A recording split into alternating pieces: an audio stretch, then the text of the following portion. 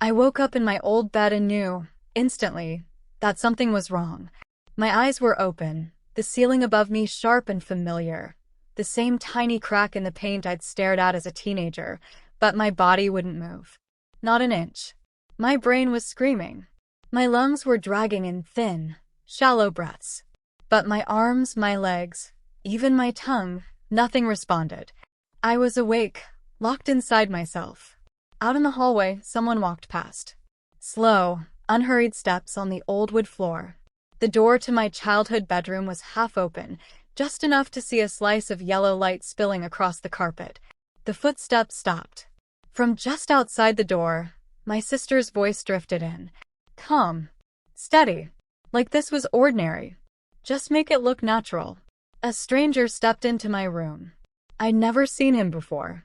Late 30s maybe. Worn leather jacket.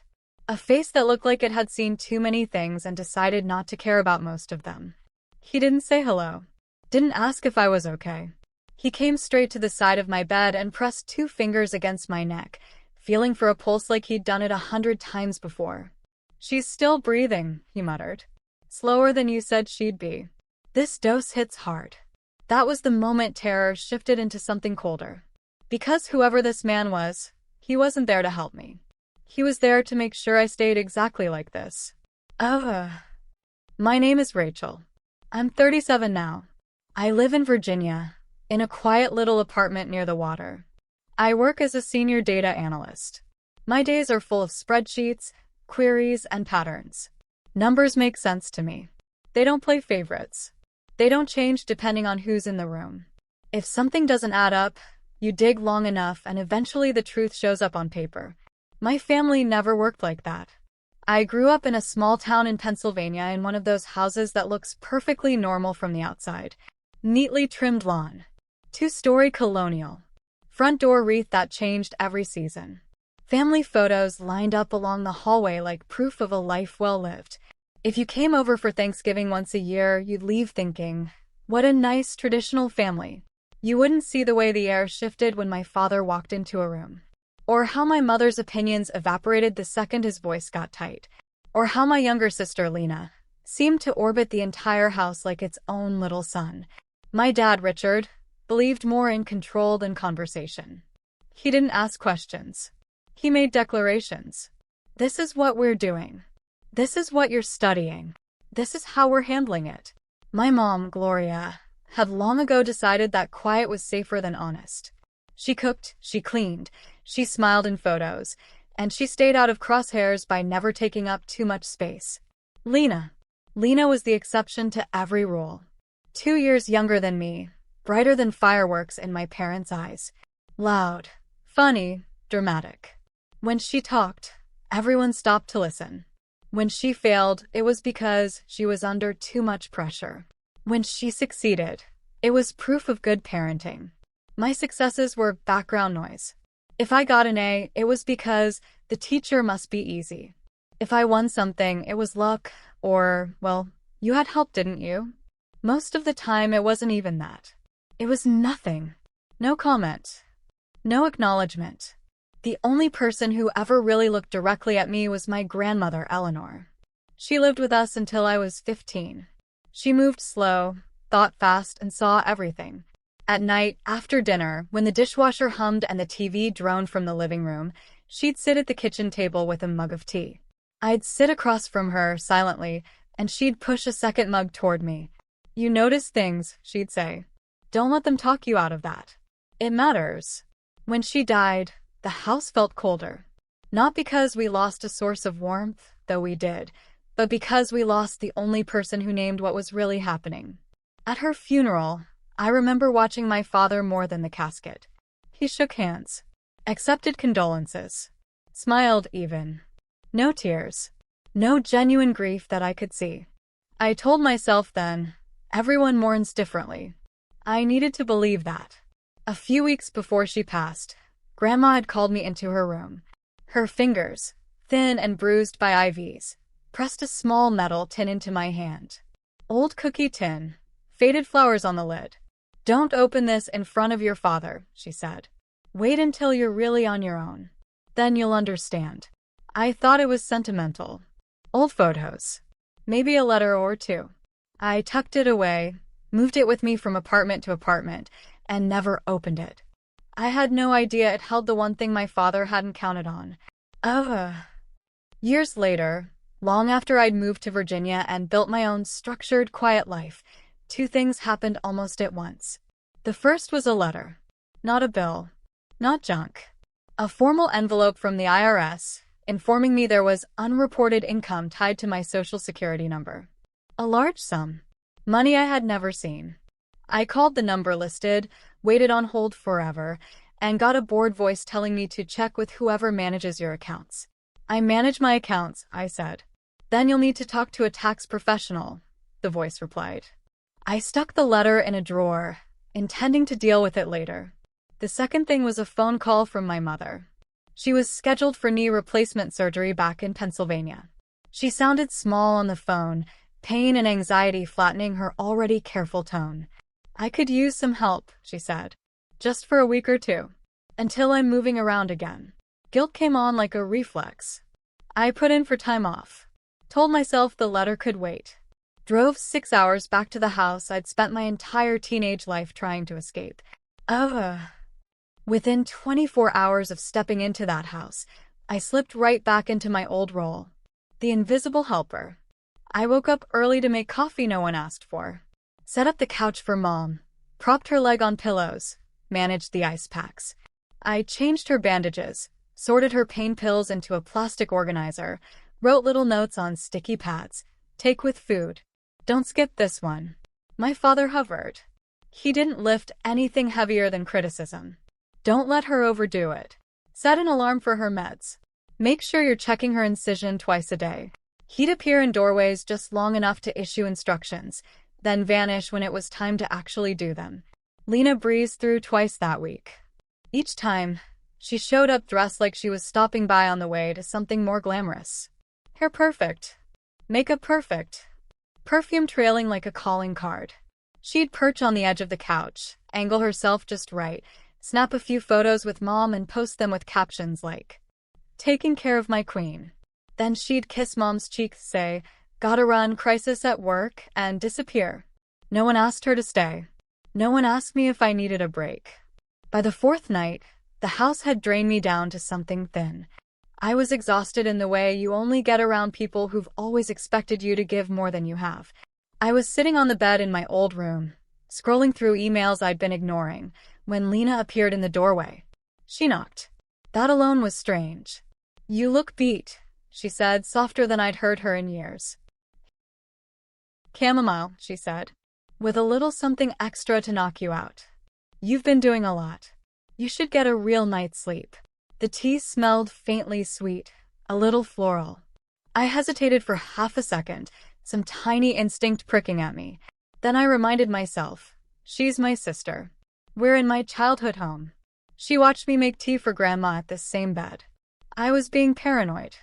"Thanks," I said and took a sip. Then another. It didn't take long. The heaviness started in my legs. At first, I thought it was just the usual bone-deep fatigue. But then I stood up to take my mug to the desk, and my knees buckled. I dropped back onto the mattress. My hands tingled. Then they went numb. I tried to call out, "Lena?" But my mouth wouldn't cooperate. My tongue felt thick, my jaw heavy. Panic roared in my head, but my body wouldn't respond. I lay back as gently as I could, trying not to fall off the bed. My heart pounded. My breaths came faster, ragged. My eyes stayed open. Through the slit of my half-open bedroom door, I could see the hallway light. A shadow moved across it. Lena's voice floated in, low and controlled, like she was reciting a line she'd practiced. "Just do what Dad asked," she said. "It has to look natural."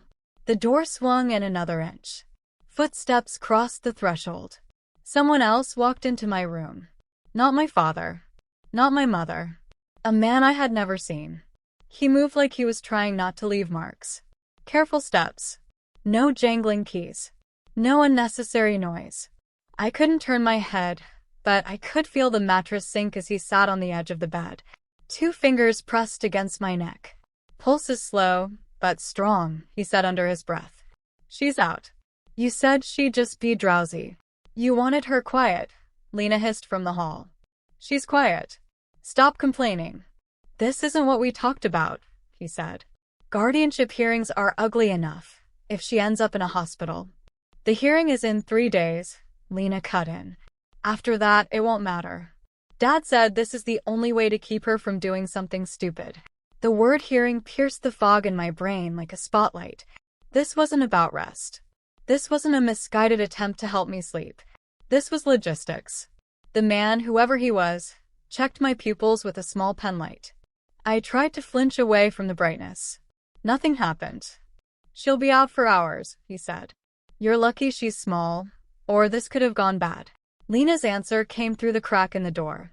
She won't remember, she said. Just make it look like she took something on her own. Dad already talked to the evaluator. She's been unstable for months. This just proves we're right to step in. My heart hammered so hard I thought they'd hear it. Unstable. Evaluator. Guardianship. Somewhere, under layers of numbness and old habits, something inside me snapped. They weren't just trying to sideline me. They were trying to erase me on paper.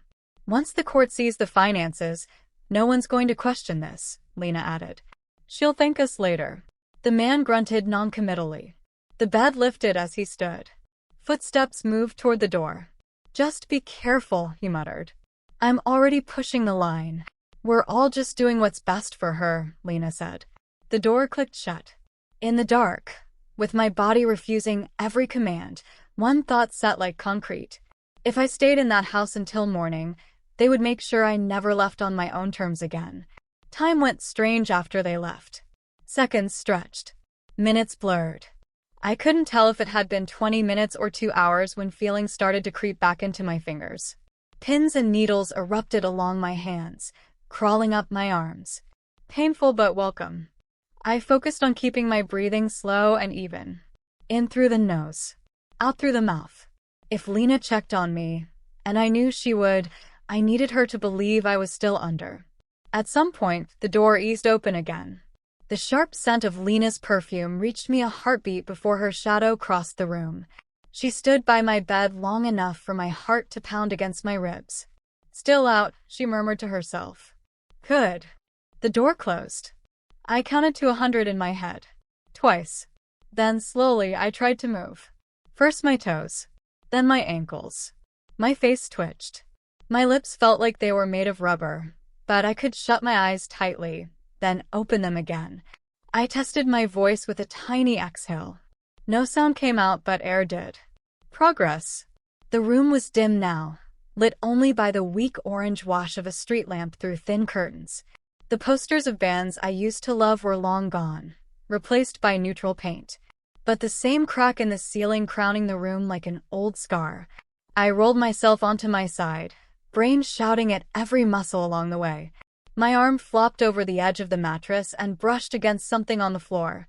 Something stiff. Rectangular. I blinked, forcing my eyes to focus, and saw a small white card half-tucked beneath my nightstand. It must have fallen out of the stranger's pocket. My heart thudded. With clumsy fingers, I picked it up. A name. A license number. A phone. Marcus Hill. Licensed private investigator. No company logo. Just stark black letters on white. Lena wasn't clever enough to hire a PI on her own. That was Dad's kind of move. And if a PI had been in my bedroom, checking my pulse after my own sister drugged me, then this wasn't just a family argument. This was strategic. Down the hall, my father's voice carried through the thin walls. Is it done? He asked. A pause. Good, he said. The hearing's on Friday. Keep her calm until then. No surprises. Calm. As if I were a problem to be sedated. A box to be ticked. I waited until the house sank back into its usual nighttime hush. No footsteps. No murmurs. The ancient clock in the hallway ticked each second like it was judging me. Getting dressed felt like dragging myself through wet sand. I pulled on jeans with trembling hands, shoved my arms into a sweatshirt, slid my feet into sneakers. Every joint ached. My head felt stuffed with cotton. I eased my bedroom door open. The hallway stretched out in front of me, The same path I'd walked 1,000 times. Past my parents' room, where my father's low snore rumbled. Past Lena's, where her breathing was soft and even on the other side. I didn't look into her room. Down the stairs. Every creak of wood sounded like a confession. In the front hall, I grabbed my keys from the hook and my car's spare from the little bowl on the table. The front door latch clicked as I turned it. I waited, breath held. Nothing. I stepped into the cold night and shut the door behind me, careful not to let it slam. I didn't stop walking until I was in my car with the doors locked. Only then did my hands start shaking. I drove. I didn't have a destination yet.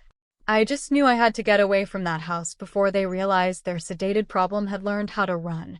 20 minutes down the highway, my vision started to clear. The fog in my head thinned. I pulled off into a small rest stop. A vending machine hummed. A single streetlight buzzed overhead, casting harsh light across the empty parking lot.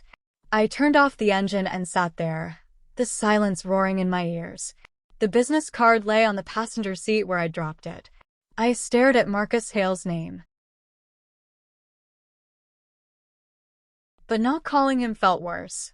My hands were still trembling as I picked up my phone and typed in the number. It rang 3 times. Yeah, a sleepy male voice answered. Is this Marcus Hale? I asked. Pause. Who's asking? He said, more alert now. This is Rachel, I said. Rachel Cole. You were in my bedroom 2 hours ago. You checked my pulse. Silence. Long enough for me to wonder if he'd hung up. You're awake, he finally said. Coherent. Yes, I said. I heard everything. My sister. My father. The hearing. You said this wasn't what you signed up for. Another pause. This one heavier. Where are you? He asked. In my car, I said. Off Route 17. I left the house. I'm not going back. Good, he said, voice firm now. You need to get out of state tonight if you can. And you need a lawyer. ASAP. What is this? I asked, voice cracking. What are they doing? What your father filed, Marcus said, isn't a family meeting. It's a guardianship petition. If it goes through, he takes over everything, your money, your decisions, where you live. And from what I've seen of the paperwork, he's very close to getting it. I stared at the glowing screen of the rest stop vending machine, heart pounding. For months, Marcus went on, he's been building a narrative. Opening accounts in your name. Moving money in ways that look irresponsible. Letting bills go past due. All to make you look incompetent on paper. My chest constricted. The unreported income letter, I whispered. Exactly, he said. They flagged it because of deposits under your SSN. Deposits you've never seen because they were never meant for you. Then who? I asked. Meet me in Virginia, he said. Somewhere public. Someplace with cameras. I'll bring what I have. But you need an attorney to run with it, not me. Why would you help me? I asked. Because I'm a PI, not a hitman, he said. I gather facts. Your father didn't pay me to drug you. That was a bonus Lena arranged. He paid me to compile financial records. And once I saw the whole picture, it stopped looking like concern and started looking like fraud. I closed my eyes. For years, I'd trained myself to disappear in that house, to make myself too small to be worth this kind of effort. I'd been wrong. Being invisible hadn't protected me. It had made me the easiest person to rewrite. I'll drive tonight, I said. We can meet in the morning. Text me when you're back in Virginia, he said. Don't answer your father's calls. Don't sign anything. And whatever you do, don't go back to that house alone. We met at a coffee shop not far from my apartment. It was strange, seeing Marcus in daylight. He looked less like a threat and more like someone who hadn't slept enough in a few years. He slid a folder across the table between us. This is everything he gave me access to, he said. And everything I found that he didn't realize he was letting me see. Bank statements. Copies of checks. Screenshots of online transfers. Page after page, my name appeared in places I'd never been. New credit accounts. Large purchases I hadn't made. Withdrawals from an inheritance I hadn't known existed. What grounds is he claiming? I asked, voice flat. Financial irresponsibility. Emotional instability, Marcus said. He told the court you've been overspending, refusing help, making dangerous choices. He hired a psychologist who never met you to write a report based on what he and your sister observed. I almost laughed. It came out strangled. Lena thinks she's protecting them, Marcus added. From what she told me, your father showed her partial documents. Made it look like you siphoned money from family accounts. She bought it. A hot, sharp ache settled behind my ribs. She drugged me, I said. In my childhood bedroom. She also thinks you've been stealing from them, he said. She's not innocent. But she's not the architect. He is. He took a sip of his coffee, watching me over the rim. You need a lawyer yesterday, he said. I can testify to what I saw. I can hand over these documents. But you need someone who knows how to hit back in court. That's how I met Sandra Chen. Sandra's office was small, organized, and intimidating in the way a surgeon's operating room is intimidating. Functional. No clutter. No unnecessary softness. She was in her 40s, hair pulled back in a tight bun, glasses, dark suit, sharp eyes that missed nothing. She didn't ask, "How are you feeling?" She asked, "When did you receive the first notice from the court? And exactly what medications did you take the night before you woke up paralyzed? And do you have any reason to believe you're actually incompetent to manage your own affairs?" "No," I said to the last one. "I pay my bills on time. I have savings. I file my taxes. I've never been hospitalized for anything mental health related. I just don't visit often." Her jaw tightened, barely. "What your father is trying to do," she said, "isn't just overstep. It's legal exploitation, financial abuse, coercive control. If he succeeds, it will take years to undo." She flipped through Marcus's folder, eyes scanning fast. "When is the hearing?" she asked. "Friday," I said. It was Tuesday. She checked her watch. "Then we don't have time for panic," she said. "We have time for facts. I'll file an emergency opposition. We'll subpoena some records. And you're going to answer every question I ask you like you're being cross-examined, because you will be." As we were wrapping up, something flickered at the edge of my mind. A memory of wrinkled hands pressing a tin box into mine. "Wait," I said. "My grandmother, she gave me something. Said not to open it until I was on my own." "Where is it?" Sandra asked. "At my apartment," I said. "Find it. Bring it tomorrow," she said. "If your father's pattern started with her estate, we may have more leverage than he thinks."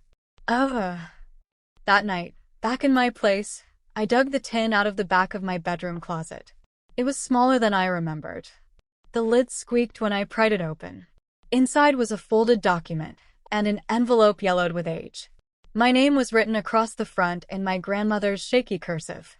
I opened the letter first. "Rachel, if you're reading this, I'm gone, and you're finally in a place where you can make your own choices. Your father is many things, but honest with money is not one of them. After your grandfather died, he tried to convince me to sign over control of everything. I didn't. Instead, I made sure part of my estate would go to you directly. I'm afraid that once I'm not here, he'll find ways to take it from you, or convince people you're not capable of handling it. He did that to me more than once. Don't let him." The paper underneath the letter was her original will. In black and white, it stated that a specific amount, enough to change a life, if not by a mansion, was to be placed in a trust with me as the direct beneficiary. Not my father. Not the family. Me. And under that, in a different color ink, was a note from the lawyer who drafted it, confirming that any changes made without my grandmother's explicit, notarized consent would be invalid. Sandra read both pages twice the next morning. Sat back in her chair. "This," she said, tapping the will, "is the money your father found you mishandling in those fake accounts. It was never his. It's yours. The fact that he rerouted it, then used it to claim you're irresponsible."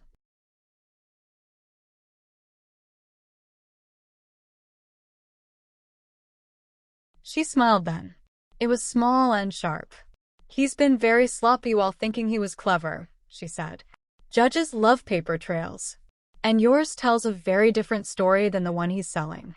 By Thursday night, we had constructed a version of my life that I recognized. My pay stubs. My rent receipts. My credit report with clean lines and no defaults, until the ones my father had manufactured. Marcus provided an affidavit detailing our phone call, his visit to the house, and the instructions he'd been given by my father. He offered to testify in person if needed. Sandra reviewed every potential question I might be asked on the stand and shot down any answer that started with, "I don't know," or "I guess," or "I just felt like." Facts, she repeated. Dates. Amounts. Clear statements. They're going to try to paint you as emotional and unstable. Don't help them. Friday morning, I put on the one navy suit I owned. It had hung in my closet for years, waiting for a promotion or a funeral. I'd always felt like a kid playing dress-up in it. That day, as I fastened the jacket, it felt like armor. Ugh. The courthouse in our county still smells like old wood and coffee. Same fluorescent lights. Same bailiff I remembered from a speeding ticket years ago. My father was already there when we walked in. He sat at the petitioner's table in a dark suit, looking relaxed, confident. His silver hair was combed back. His arm draped over the back of my mother's chair like this was just another meeting he'd orchestrated perfectly. My mother stared straight ahead, hands folded tightly in her lap. A small, rigid statue. Lena wasn't in the room. When my father saw me, really saw me, something flickered across his face. Surprise. "You shouldn't be here," he said quietly as I passed. Sandra's hand touched my elbow, a subtle reminder. Don't engage. I took my seat beside her, placed my hands flat on the table to steady them, and looked up at the judge. The hearing began with my father's lawyer painting a picture. They talked about a daughter in crisis, about missed payments, strange financial choices, refusal to accept help, concerned parents trying to protect her from herself. They had exhibits, screenshots of bank accounts, carefully chosen to show negative balances, not the ones that were fine. Printed copies of that IRS letter. A letter from the psychologist who'd never met me stating that, based on collateral reports, I showed signs of being unable to manage my affairs. My father nodded at each piece like it grieved him to be so right. Then it was Sandra's turn. She didn't match their theatrics. She didn't need to. She began by pointing out simple clerical issues. The address listed for me on the petition was wrong. It was the Pennsylvania house, not my Virginia apartment, which meant I had never been properly served. The court hadn't followed notification procedure. The judge's expression shifted. She moved on to the timing. The sudden financial chaos in my accounts had begun only after my grandmother's estate was settled. Before that, my credit history was boring. Stable. Then she submitted a copy of the original will into evidence. This document, she said, shows that the funds in question were earmarked for Ms. Cole directly, not for her parents. The movement of those funds, without her knowledge, into accounts she did not open, raises serious questions about who is actually mismanaging money here. She slid Marcus's affidavit onto the stack next. In addition, she said, "We have testimony from the private investigator hired by Mr. Cole. He will state under oath that he was asked to compile selective financial records to support a narrative of incapacity, and that he personally witnessed Ms. Cole being drugged without her consent in an apparent effort to make her appear impaired in proximity to this hearing." My father's lawyer objected. Loudly. The judge overruled him. Finally, Sandra called me to the stand. My heart pounded as I walked up, but my steps were steady. I was sworn in.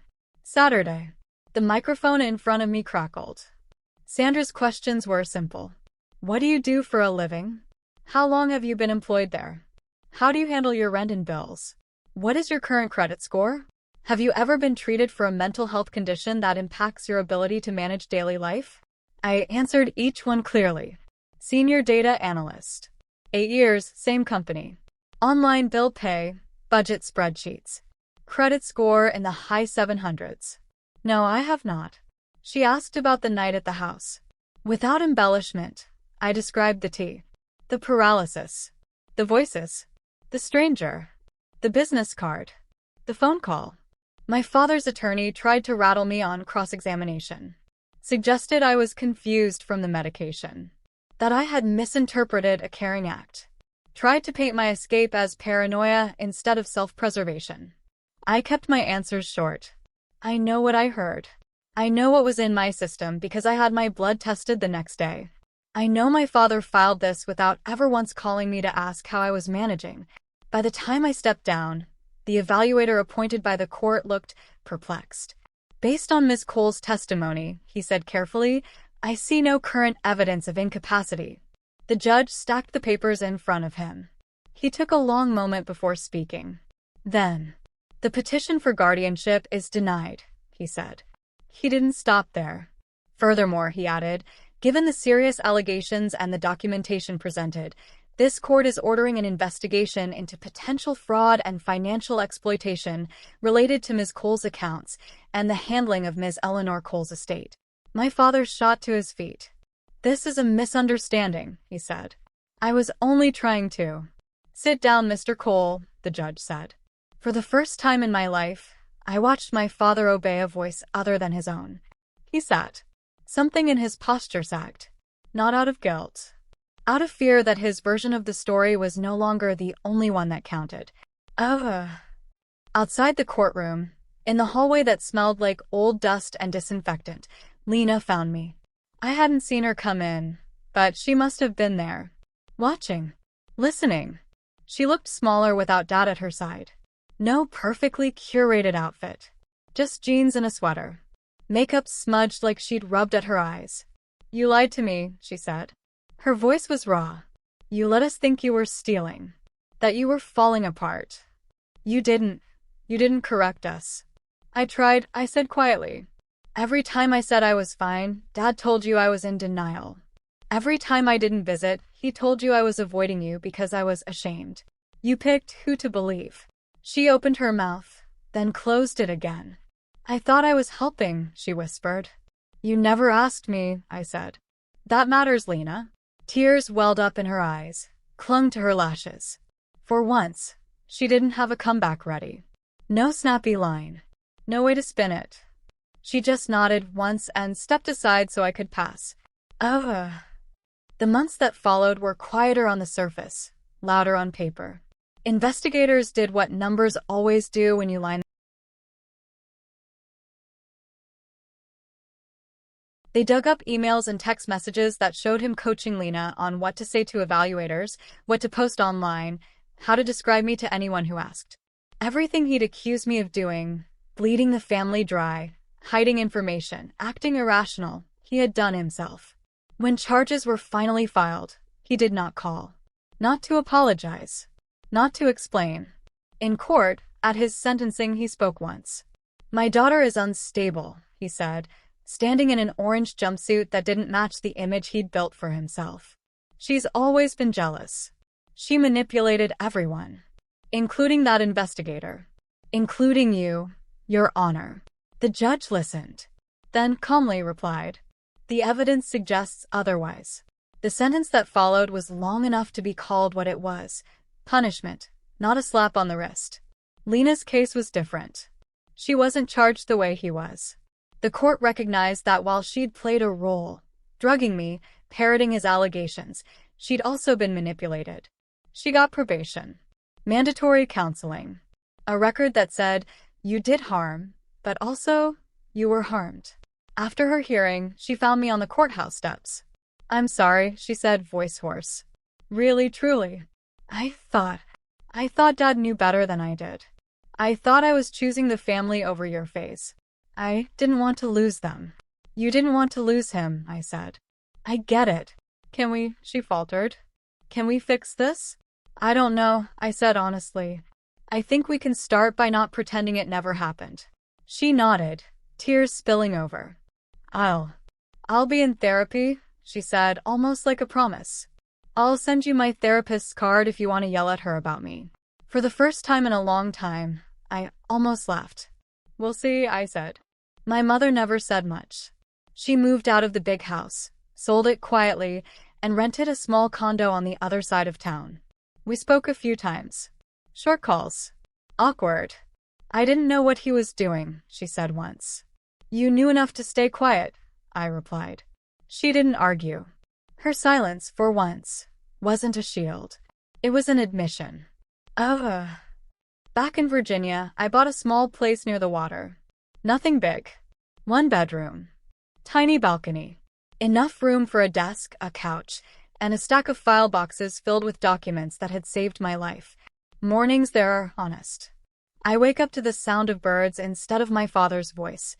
I make coffee because I want it, not because I'm trying to anticipate someone else's needs before they snap. I go to work, I come home, I lock my door because it's smart, not because I'm afraid of someone walking in to decide my future for me. Justice didn't feel like fireworks or triumphant music. It felt like standing on solid ground for the first time and realizing no one else had a claim to it. For most of my life, I believed that if I kept my head down and didn't cause problems, I'd be safe. I believed that if I stayed quiet, no one could twist my words. That if I didn't ask for too much, I wouldn't owe anyone anything. What I didn't understand was that silence doesn't protect you from people who see you as an asset to control, not a person to love. It just makes it easier for them to write your story without your input. Family doesn't get a free pass to drug you, erase you, or decide who you are on paper. Love isn't proven by how much control you surrender. And survival, choosing yourself, telling the truth out loud, is not selfish.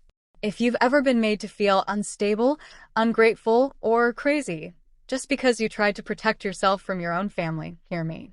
You're not imagining it. You're not the problem for noticing. And you are allowed to fight back, even if the people you're standing up to share your last name. If this story hit close to home, share what you're comfortable sharing in the comments. And if you want more stories where the truth finally wins, no matter how hard someone tried to bury it, make sure you stick around for the next one.